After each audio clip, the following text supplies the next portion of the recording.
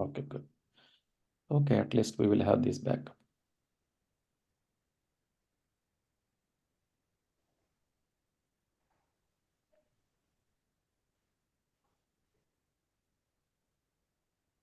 Should I start?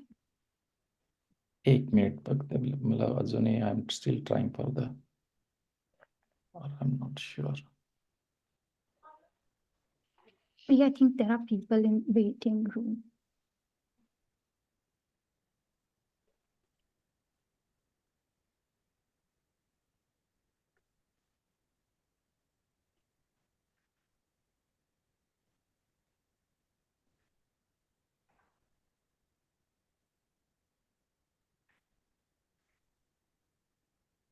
Has Swaroop joined? Maybe.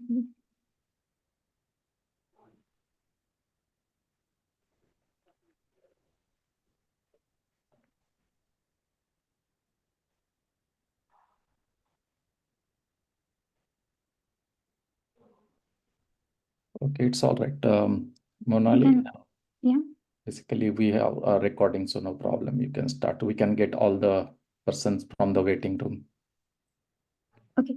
Yeah, Sure. Priya, take care of that one, and Monali, you can start then. Yes. Okay. Yeah, quick sound check. Can everyone hear me properly? Yes. Yes. Okay. Good morning, and thank you everyone for joining. Welcome to Boston Study Group's Ambedkar lecture series. We are delighted to have you all join our special lecture series, which is dedicated to honoring the life and legacy of Dr. B.R. Ambedkar. Born into a marginalized community, he overcame formidable barriers to become the chief architect of the Indian Constitution, championing the cause of social equality, justice, and the rights of the oppressed. His prolific writings, speeches, and activism continue to serve as a guiding beacon for those dedicated to building an inclusive and just society. This lecture series is designed to explore the various dimensions of Dr. Ambedkar's legacy. This lecture series delves into various topics surrounding constitutional rights, anti-caste struggles, Dalit empowerment, gender equality, social and economic justice, and shedding light on the relevance of Dr. Ambedkar's teaching in today's context. Before we start our lecture, I would like to give some information about Boston Study Group. Boston Study Group is a nonprofit registered with IRS under 501c3 and an Ambedkarite organization in the New England, USA area, dedicated to working towards a just and equitable society. We organize study groups, monthly meetings, lecture series, and other social activities in the Boston area to create educational and organizing infrastructure to carry forward our mission. Our membership is composed of individuals, families, students, scholars, academics, and workers who share our vision of equality and upliftment of people. We are particularly interested in creating support structures and working with students from historically marginalized backgrounds. We are inspired by those who worked for human welfare, from Buddha and Sant Ravidas to Savitribai and Jyotiba Phule to Periyar and Dr. Ambedkar. Before we start with our lecture, a quick plug-in for the Boston Study Group's Awakened magazine. So Boston Study Group is calling for entries for spring 2024 edition of the Awakened digital magazine. The deadline for submissions has been extended until March 31, and the link for the submission form can be found on the website under the event section. With that being said, we can get started with today's lecture. The format of the lecture would be 30 to 40 minutes lecture by a guest speaker, which will be followed by a 30 minutes Q&A session. So our guest speaker for today is Ms. Mansi Bhagat. Ms. Mansi is a doctoral student at the Center for Russian and Central Asian Studies, School of International Studies at Jawaharlal Nehru University in New Delhi, India. She is pursuing her PhD in Youth Transition in Uzbekistan, a sociology study, 1991 to 2020. She has completed her Masters of Arts in Sociology from IG and OU. She is proficient in multiple languages, possesses working fluency in English, and is a native Hindi speaker, and also has working knowledge of the Russian language. She emphasizes her research interest in understanding the youth transition in Uzbekistan, but her research interests also include youth challenges and conflicts, youth policy, diversity, equity, and inclusion. She has actively engaged in various academic activities, presented papers at various international conferences, published a paper, and visited a summit in Africa, and also attended multiple workshops. Ms. Mansi continues to investigate and analyze important issues relating to youth, especially marginalized youth, integration of youth security challenges, and youth issues in international relations with her experience and dedication to scholarly endeavors.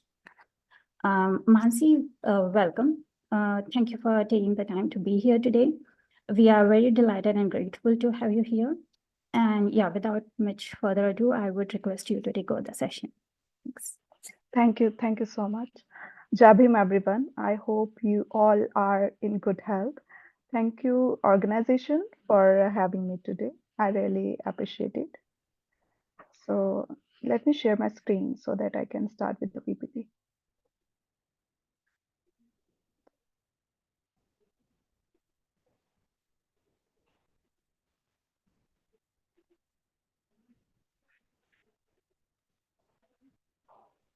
Okay.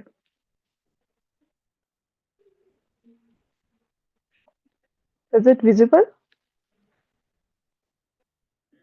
No. Mansi, we cannot see No, we your cannot see. presentation. One second. Monali, whether you have to stop your sharing, just check that. Yeah, my sharing is stopped. Yeah, Okay. it's already stopped. Now? Yeah, Yes. now we can see. Okay.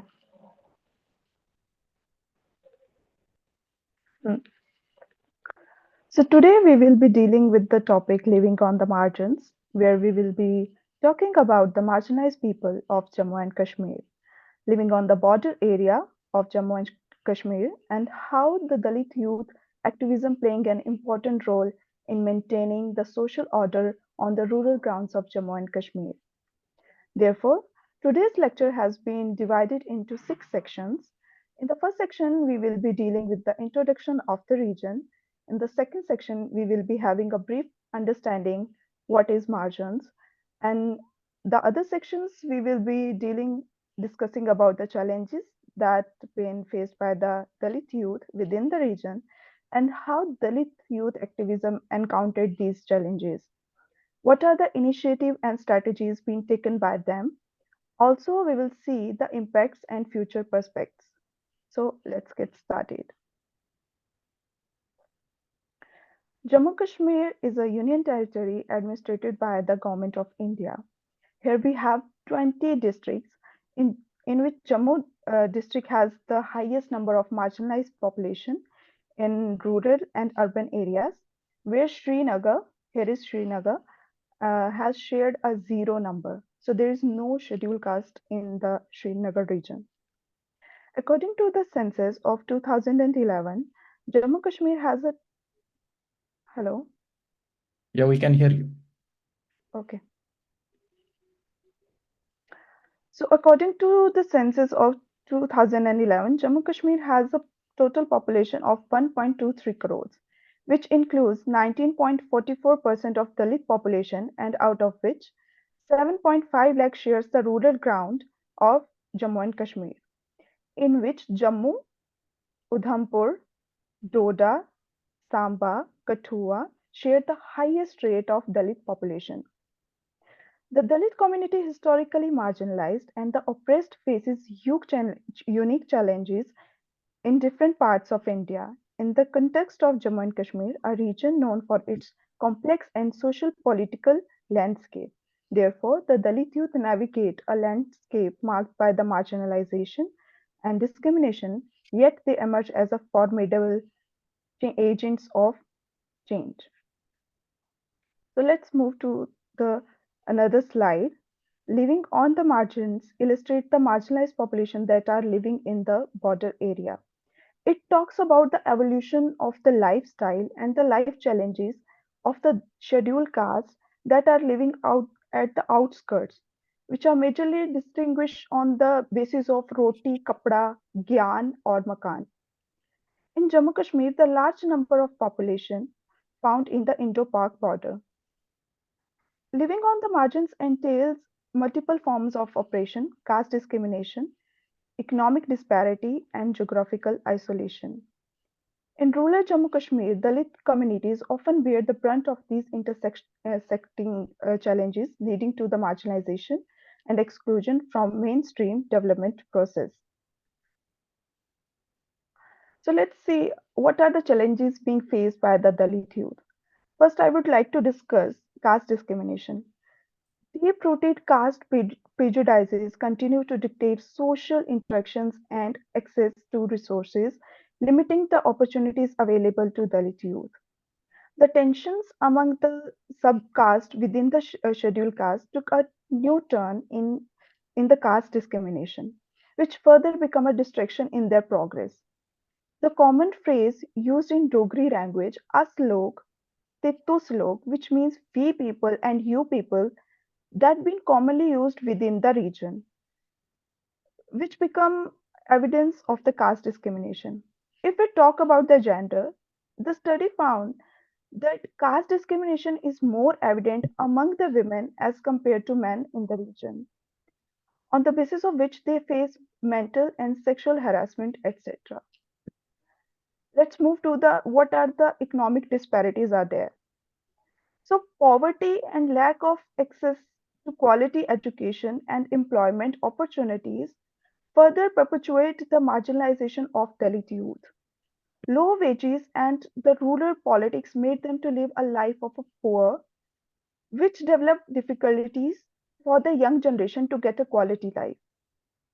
Although the change in the functioning of the government is being seen as a revolutionary change in the development, according to the Niti Aayog 2023, this number of below poverty line came to 6.10% from 10.3%. However, the number of poor population increased in the Ramban area, Riyasi, and Jammu district. So let's see how geographical isolation been challenged to Dalit youth.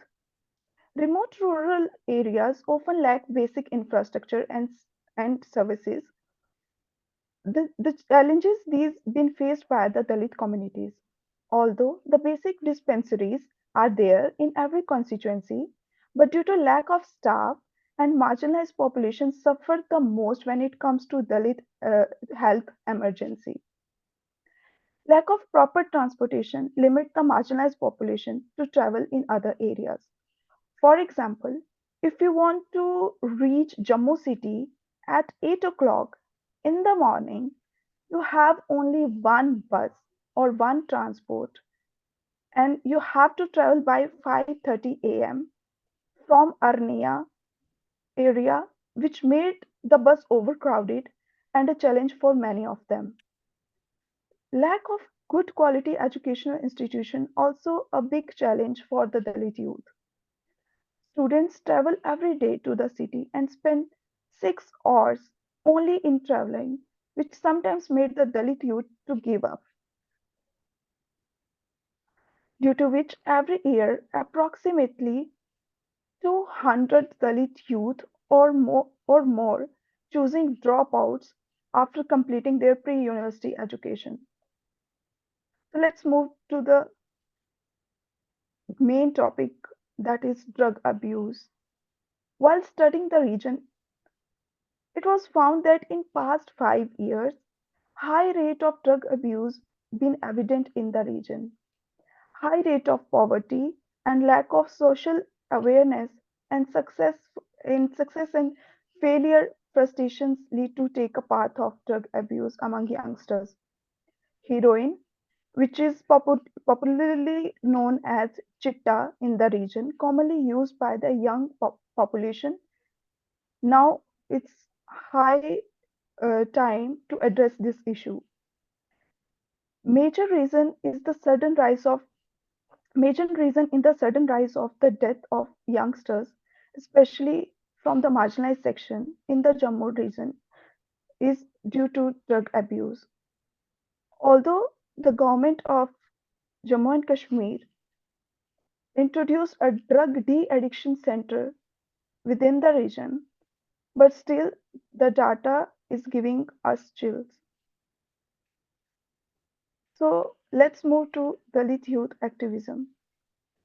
So Dalit youth activism playing a very important role in addressing these issues. Dalit youth activism is highly recognized in the Jammu district. In 2023, a small group of Dalit youth established an organization called Ambedkar Yuva Sangathan, which is currently connected with the rural border area through 6 units that are Chakroi in the Chakroi region, Biaspur, Treva, Dabled, Pandoria, and Mira Sahib. From these centers, they are focusing the social problems of the region. In every 3 months, they organize an event to address these social issues of the region via these 6 units in a cyclic manner. Even Inqlabi Nantak Manch, established by Bhima Azad, focusing on the drug abuse problem in the region. This group visited many villages of the district of Jammu and placed the different skits and tried to aware the rural population of the region in their local language so that everybody could understand. Even other groups like Ambedkar Sena, it keeps an eye on the events related to the social discriminations and any violence that happened to Dalit youth, and also pay back to society, take care of the problems that are related to the finances. So let's say what are the initiatives and strategies being taken by the Ambedkar Yuva Sangathan, aka Dalit Youth Activism in the Jammu Kashmir region. Ambedkar Yuva Sangathan has adopted different initiatives to address and improvise the living standards of the marginalized section of the society. They made a volunteer group of youngsters who gave home tuitions to the Dalit students who can't afford their education priorities. Recently, they got success in establishing one library and one reading room for the Dalit student for those who are preparing for the competitive exam.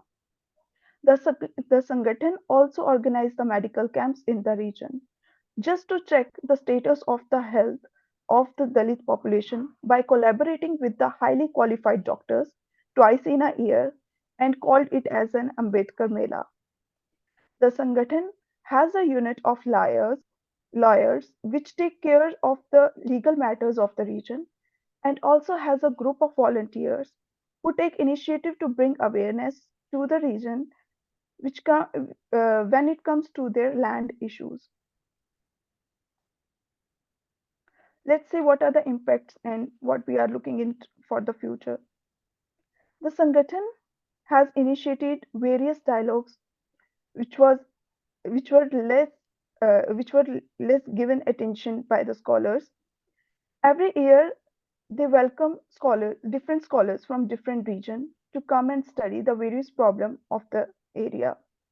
The Sangathan also keeps an eye on the proper utilization of the social welfare schemes such as post-matric scholarship that provides financial assistance to scheduled caste, etc. Social welfare schemes for the scheduled caste in Jammu Kashmir region aim to address the social economic disparities and uplift the marginalized communities. While the specific implementation of these schemes may vary, pre-matric scholarship scheme for SC students, similar to the post-matric scholarship scheme, this initiative provides a financial assistance to SC students studying at the pre-matriculation level to support their educational expenses. Also, they have provided us hostel for the SC students. Even they adopted one financial assistance scheme for skill development. There are scheduled caste corporation. These corporations are tasked with implementing various development schemes and initiatives targeted towards SC communities.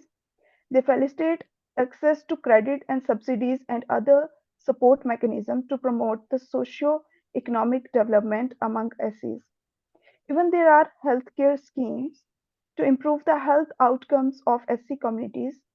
They may include healthcare services, medical camps, immunization drives, and awareness programs aimed to address health disparities among SC individuals. Even they have schemes for housing. The government implements housing schemes specifically targeting SC families living in an inadequate conditions, subsidize housing units, housing loans, and infrastructure development initiatives are launched to improve the living standards of SCs. At last, legal aid and awareness programs are also present there. To address the issues of social justice and legal rights, legal aid clinics and awareness programs also organized for SC communities. These initiatives aims to empower the SC individuals with knowledge about their rights and access to legal resources in case of discrimination and injustice. So therefore, in inclusion, Dalit youth activism in rural and Jammu Kashmir is a testament to resilience and determination in the face of adversity. The activism of Dalit youth in the rural ground of Jammu and Kashmir serves as a beacon of hope in the fight against caste-based discrimination and marginalization. By exploring the margins and amplifying the voices of marginalized, we can collectively work towards building a more inclusive and just society where every individual, regardless of the caste and background, can thrive. Thank you so much.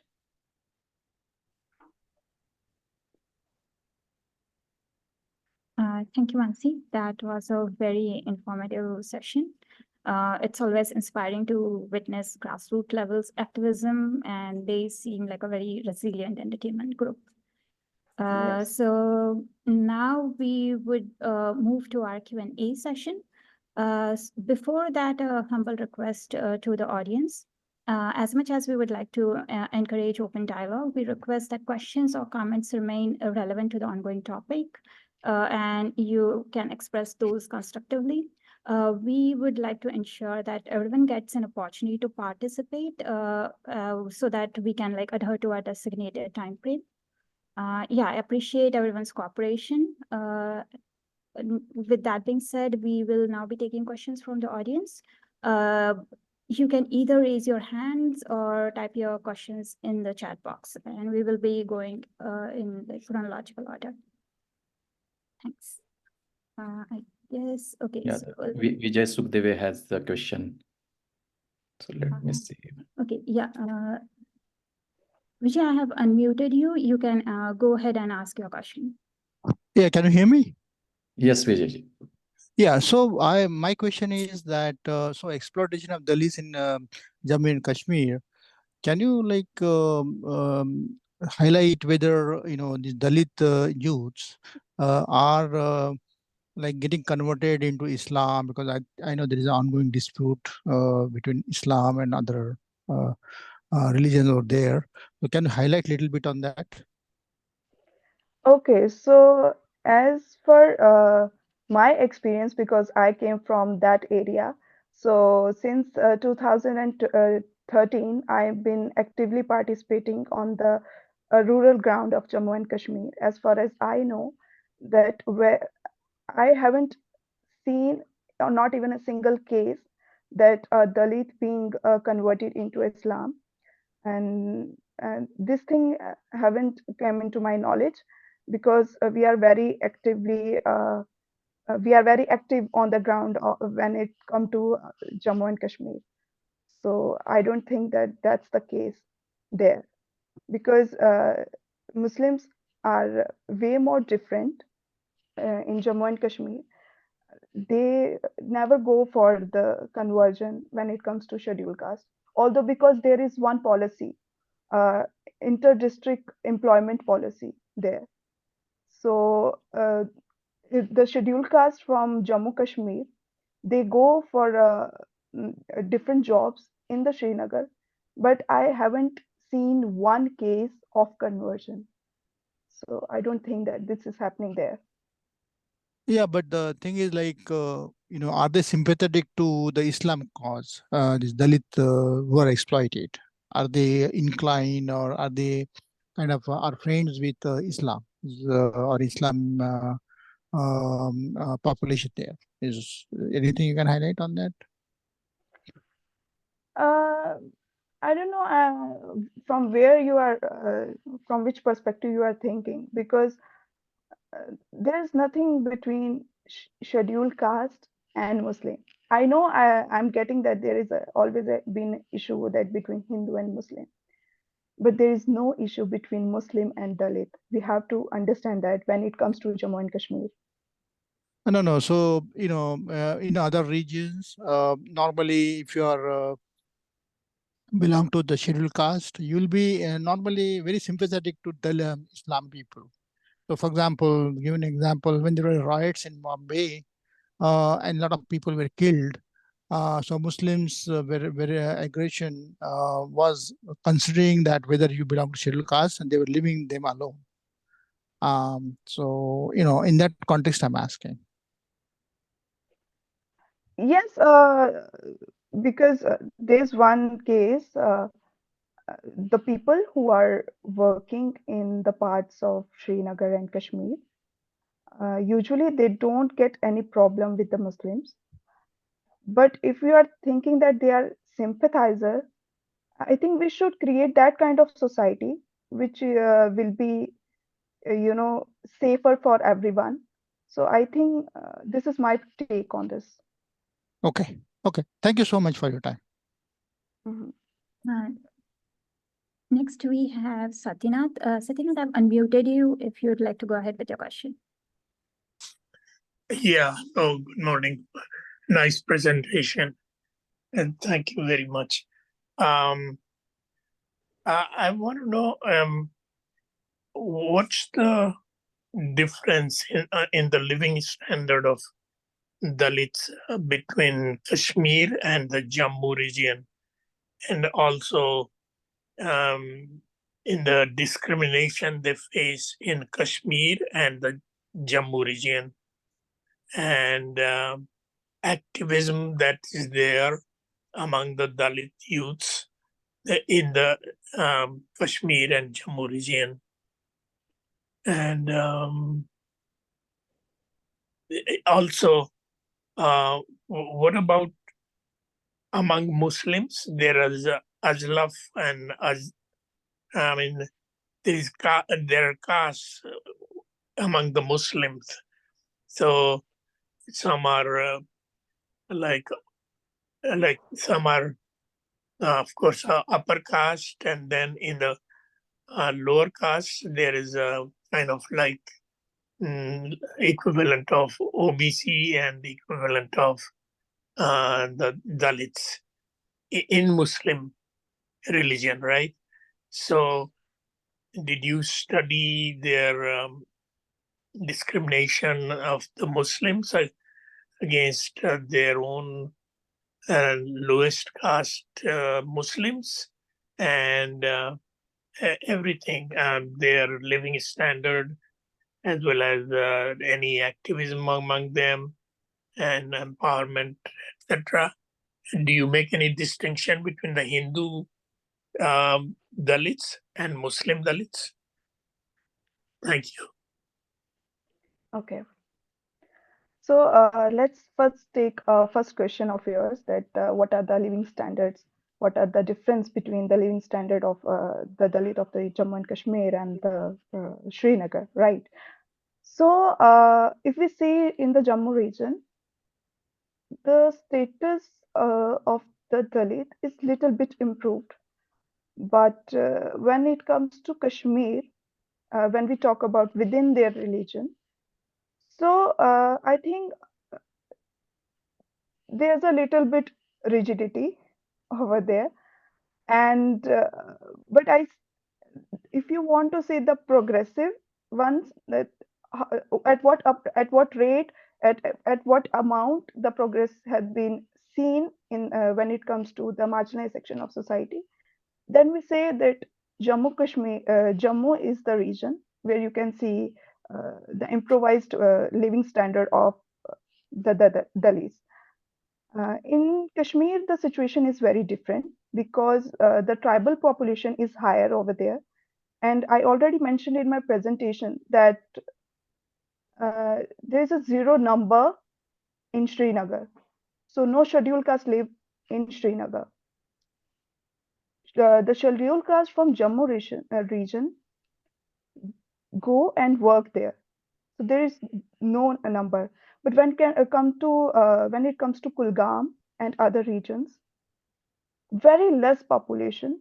They have their own villages. Like they can simply say that these are the Dalit village and this is the Jat village and these are the Muslim village and these are the Gujar village and the Gaddi village. So they have, I think they have set their boundaries, but I don't think that they are at the worst condition. But when we compare Jammu and Kashmir, so Jammu has like more improved position as compared to Kashmir. So what was your second question? You asked three questions, right? Yeah. Well, About the Dalit youth activism. Okay. So basically the Dalit youth activism being started in the year 2013 by Ambedkar Yuva Sangathan, and the head of this Sangathan, R.D. Thapa. So he started because at that time the situation was very different on the ground, and there was a caste discrimination. There was houses who are burning by the people, by other castes. So he took the initiative with 3 or 4 people, and after that I joined them. So we on that ground we have now 6 units, but we are trying to connect with the people who are living in Kashmir.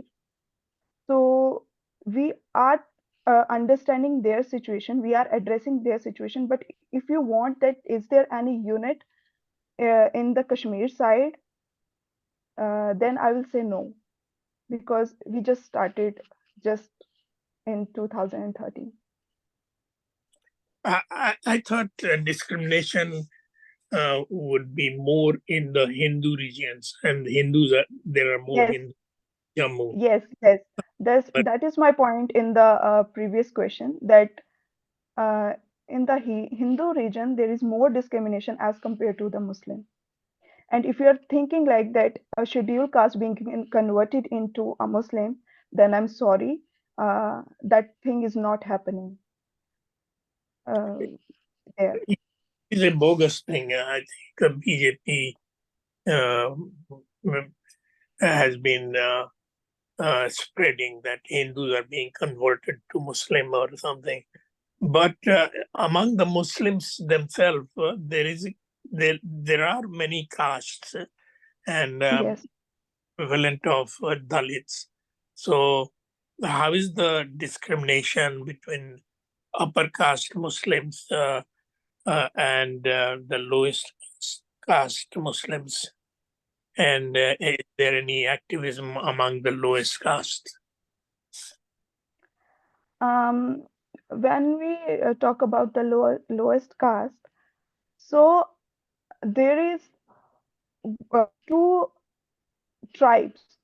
Actually, there is no very less scheduled caste that are Muslims, and they never come into in our eyes that we can see that they are scheduled caste. So if we see the bottom level, so Gujar and Bakarwal, now they are converted into now they have been given a status of scheduled tribe. So the situation is quite difficult there,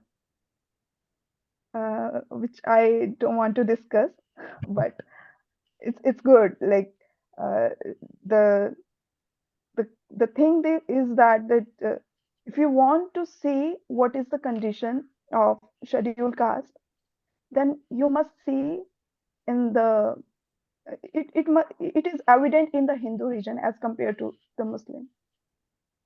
What's the percentage of the these Gujars and Bakarwals in Kashmir? So it's like 8 to 9% in Mhm. Kashmir. I'm not talking about the whole Jammu and Kashmir. Right. It's So, quite Mhm. Thank you very much. Thank you, Mansi. Sanjay sir, I see your hand raised. Do you have a? Yeah, so would you- let's ask the questions from chat box. So I posted the first question you can ask. Monali? Okay, yeah, I see it now.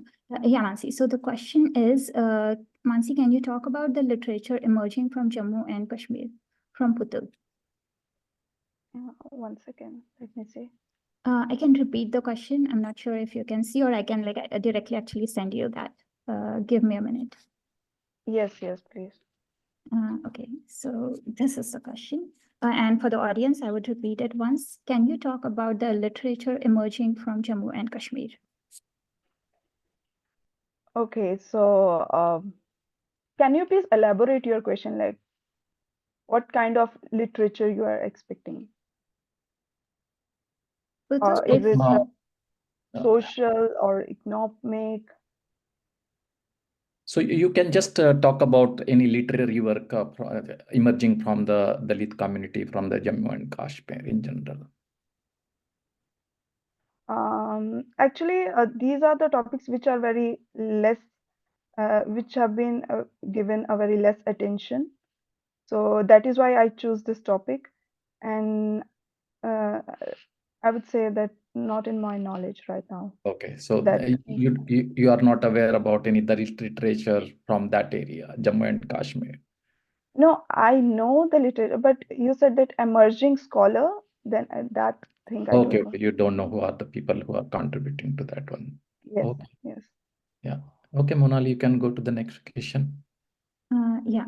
So the next question we have is, any data on comparison with other states in India? I'm not sure if that's a full-fledged or this is from Rao. And Rao, if you're on call and if you'd like to elaborate your question, please feel free to raise your hand too. Or Mansi, if you would like to go ahead too. Just post me the question because. Yeah. Yeah, let's see. Rao, I don't see he has raised the hand, but the earlier questions he has raised the hand, so I'm unmuting himself. So Okay, you can ask that question regarding the literature. I think he raised the hand, so just go back to that question. Okay, you can ask the question now. Yeah. So I'm speaking from Maharashtra, and in fact, Mansi, thank you for your presentation. Yeah, I really wanted to listen to your presentation. Now, my first question was that you said that this particular organization was set up in 2013. So, do you mean Yes. to say that there was no kind of anti-caste, a consciousness, or any kind of articulation before 2013? Why 2013 only? That's my first question. And then coming to my second question, when I'm talking about Dalit literature, I don't mean the written form only, but cultural form. Since you have a group, I'm sure you must be having. You all are performing, right? Because that first screen actually showed the performing. So I want to know about what kind of cultural articulation is there. And the last question is, how do you all perceive yourself in the context of the broader context of this Dalit articulation, or because I'm sure you're in touch with what is happening in other parts of of the nation also, and particularly in this particular time, the times in which we are living after what has happened in 2019. I would like you to speak about the broader context. I thought what your presentation would have been more interesting. I mean, if you had made a larger, spoken about the larger context within which you would like to place the organization. So I'm asking you 3 questions. Why 2013? Right? First, second thing is, if not literary text, some kind of cultural articulation. And the third is, what is the broad context of this particular anti-caste articulation? Okay. I hope I am clear, Mansi. Yeah, thank you. Yeah, okay. So your first question was why 2013? Why not before that? The reason from where I came, so there were small groups, but they were not connected, basically. So there were small groups that were working in different regions of Jammu and Kashmir, and we all were facing different situations, and we want them to get connected and come into one umbrella. So one person, that is R.D. Thapa, who came forward and took an initiative to establish one organization that is called Ambedkar Yuva Sangathan, just to give an opportunity to all these groups to come under one umbrella so that we can get united and we will get a safer place to understand, to fight for the social justice, and to give a better position to our marginalized section of the society of Jammu and Kashmir.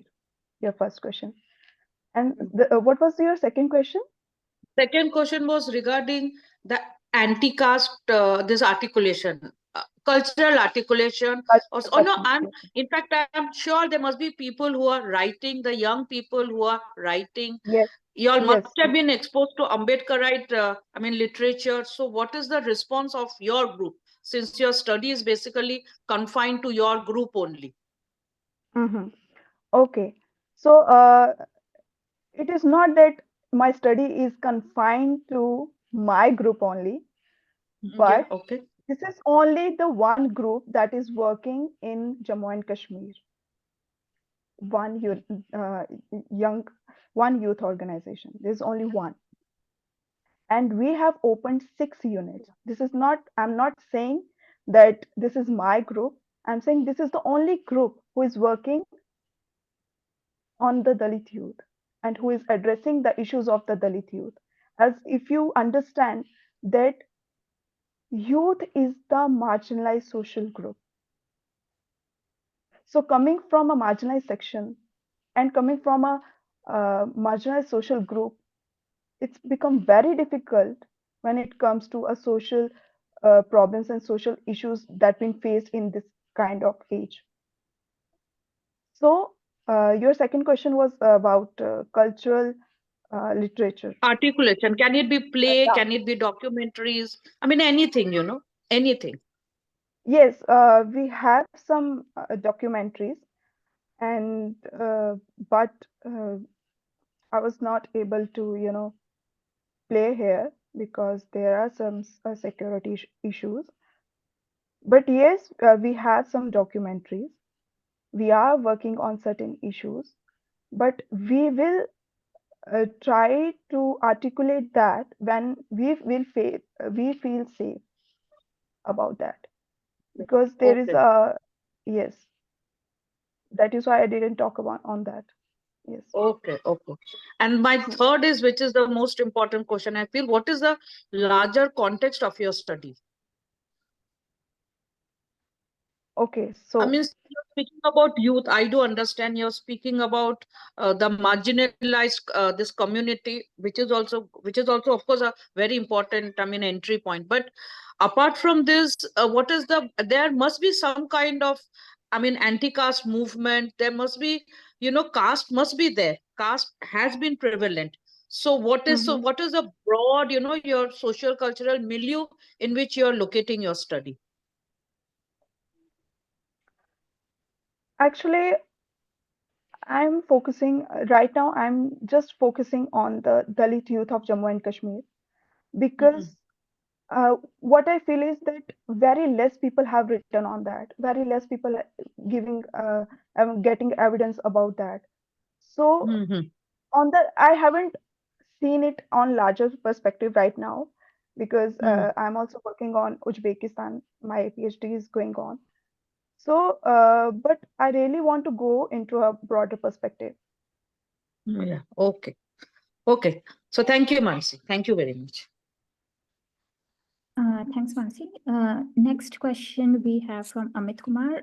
I've also messaged you and I'll read it aloud for the audience once. Could you please put more light on different strategies of these Dalit organizations and whether these organizations have Jammu region visibility or limited to Jammu district only? Okay. So yes, they are limited to Jammu. They are not limited to Jammu district. Our team visit to other district also. They connect with the small groups that are working for the upliftment of Dalit people over there.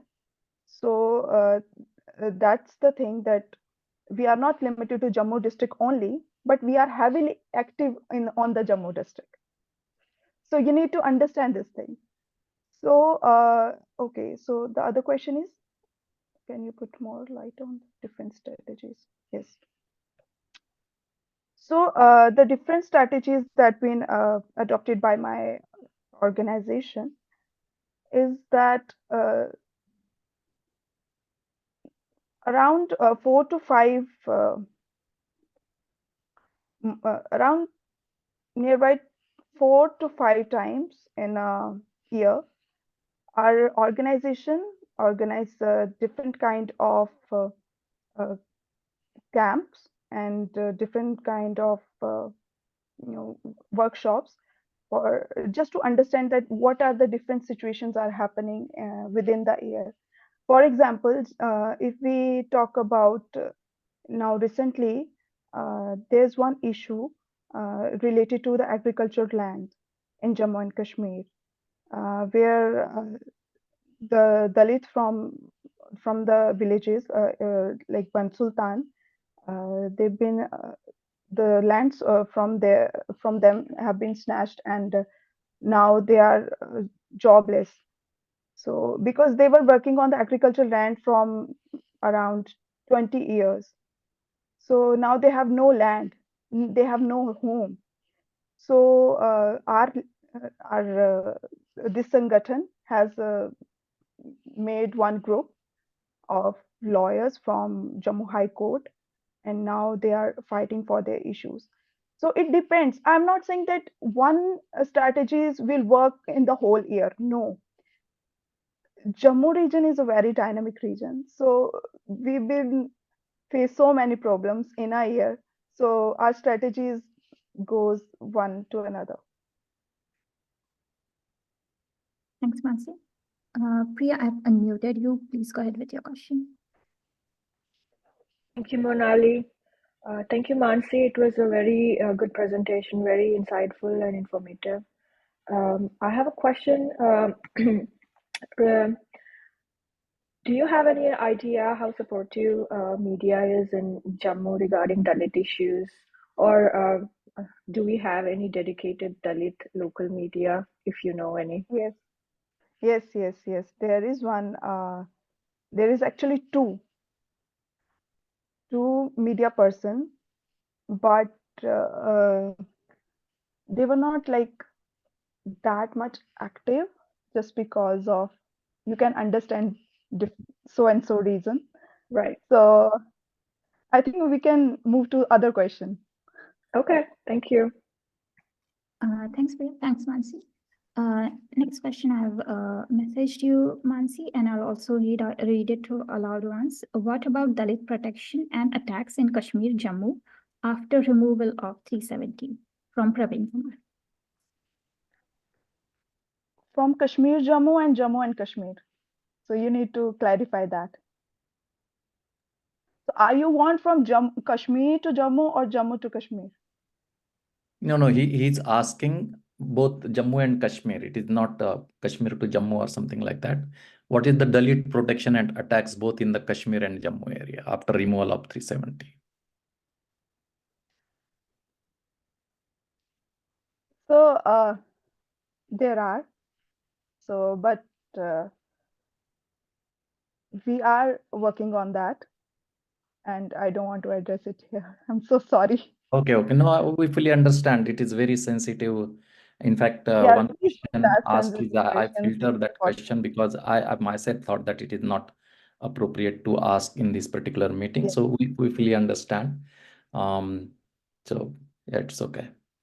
So Praveen, let's check with the Praveen if he has any other question or he want to re-articulate that questions in different way. Praveen, can we unmute Praveen? Praveen, can you please raise your hand so I can unmute you? Okay, I see Praveen's iPhone. If that's the same person, I've unmuted you. If you'd like to go ahead with it. Yeah, Praveen, you can ask the question. So if you would like to articulate or you would like to ask the different questions because she thinks that it is sensitive to respond to that.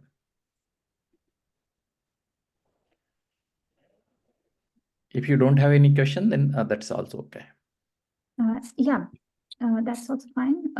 Also, I don't see any more raised hands. And Sanjay sir, I'm not seeing like any new questions in the chats. Correct. Please let me know if I missed anything. Yeah, no, but just I raised the hand before, but I believe by default it got lowered. I don't know. Sorry. Thank you, Mansi, for coming for this lecture. And in the beginning, when you started speaking, I thought that you become a little bit emotional. I'm not sure whether Yes. means would you like to share why you were so emotional when talking about this particular subject? That is a one question. If you feel okay to talk about that, that is one thing. And then I will ask the separate question if you wanted to talk. Okay, so yes, when it comes to our region, I really get very emotional because I spent my childhood there. I live in that area, which is below. I came from a like I live in a below poverty line area, so I saw so many things like domestic violence, honor killing. Now, uh,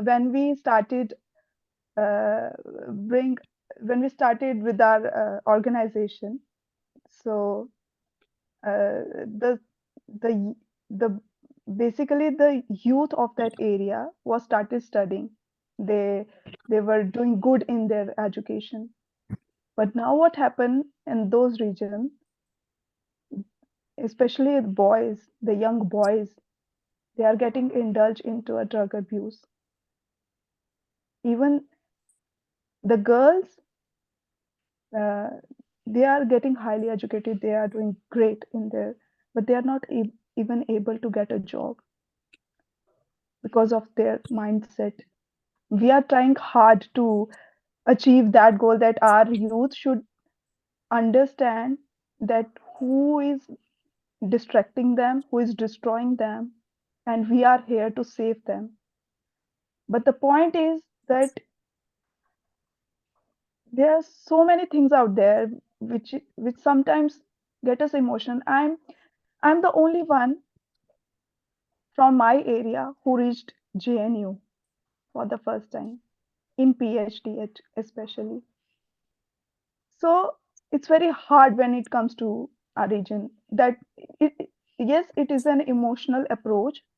I want to highlight that what is happening with the youth, what is happening with the Dalit youth in the Jammu region, because nobody talks about it. Nobody.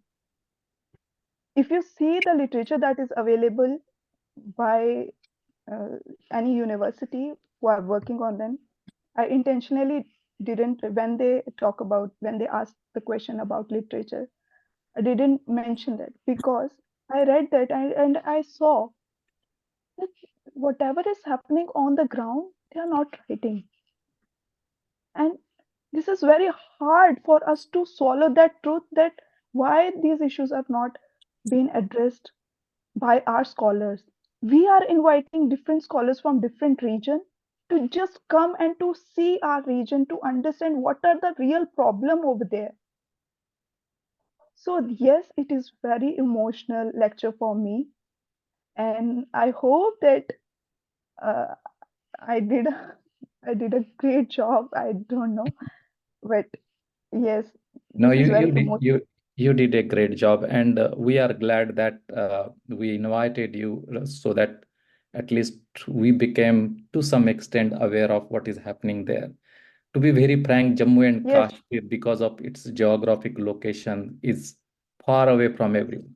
So yes, it is like a totally different place, and because of the other political reasons and all the, what you can say, the false information reaches to the mainland, I can say, or the other part of the India. There is a one sort of the isolation happening between us and the Jammu and Kashmir, and so that is always there. So I'm glad that you are here to at least let us know about what is happening. Please let us know, as a Boston Study Group organization, we can be of any help to you and your organization. I don't know how much we can do because of all the restrictions going on in India. Both means if we wanted to do something in India, that itself is very restricted, and we cannot think anything about the Jammu and Kashmir, but we will be always there. My next question is about the Jammu and Kashmir area was, I think, also famous for the Buddhism. It was a yes, lot of Buddhism was happening. Means I heard yes, that very famous monk was from that particular region. Correct? mm, So, yes, is there anything from that perspective that all these Dalit families who are in the Jammu and Kashmir area, also they mhm. are affiliated to the Buddhism, or it is not, or whether they are basically thinking on that ground, considering that many of the North Indian people from the scheduled caste and scheduled tribe are now leaning toward the Buddhism. I just wanted to know your thoughts on that. Actually, this is a very interesting and important question to address. That the population of Jammu and Kashmir, the scheduled caste, uh, I I will not say that the whole population is inclined towards Buddhism. No. Reason, there's Baba culture over there. So Baba culture take over these scheduled caste population. Majorly, the scheduled caste population is under this organization called Radha Swami, and the other is Sahib Bandagi, and the third one is Nirankari. So these are three organizations who have their highly majorly populated by scheduled caste families. I will not say that a scheduled caste family are prone to or they are uh, looking forward to join Buddhism or they want to know about the Buddhism. We struggle a lot when we talk about Buddhism in our area. So we are trying our best. Even our team is working, and we organize every month. We organize one event in the Buddh Vihar in Digyana every Sunday. So we invite families from scheduled caste area, like the villages who are highly populated with scheduled caste. We invite them, and at least they come and see what is right and what is wrong, why they are being distracted from the main perspective that you are. I just okay. So yes, this is the thing, that the majority of the population uh, is not have not the idea of Buddhism, I would say. Only their kids have the idea because they are reading them in their textual books, but when it comes to their family, very less. Okay, thank you. Yes. Thanks, Mansi. We have one more question. I've also posted for you in the message. The question is, Could you please talk about the religious practices of Dalits in Kashmir? Do they identify with the Hindu religion and especially the Hindutva movement? Any influences of Buddhism? From Prashant Bhagat.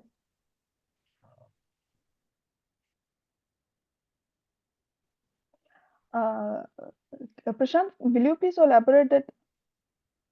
Are you talking about the Muslim Dalit or the Hindu Dalit?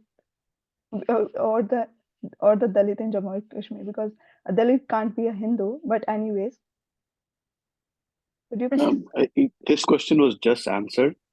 So it's coincident that, already answered this question. So you can skip this one. But maybe how about, is there any influence of, let's say, the Hindutva movement? That was not covered here. Okay. Like the RSS and Hindutva movement, are Dalits going for it, like the Ram Temple kind of thing? So I already said that that people from Jammu, basically Jammu, and even Kashmir, it's not about the temples. It's about, the thing is that the Baba culture take over there, over the region, Baba culture. So people from our community, they are going to these deras, we can say. They're not going to temples, but now they are joining different Babas. So that's the new challenge. So we need to understand this thing. And these are the, we can say, I have visited 2-3 families and I saw that they stopped praying to the idols, but now they have started praying to the Babas. So the problem is there. So I hope I answered your question. So when you say the Baba, means that like a Baba Rahim or that type of the Babas you are talking about, correct? Yes. Okay, So Baba culture is now very famous in Jammu and Kashmir. Yes. Okay. Sir, Satynath, sir. Yeah, thanks, Mansi. Satynath, I've unmuted you if you'd like to go ahead with your question. What is the percentage of SC and ST separately in Jammu and in Kashmir region?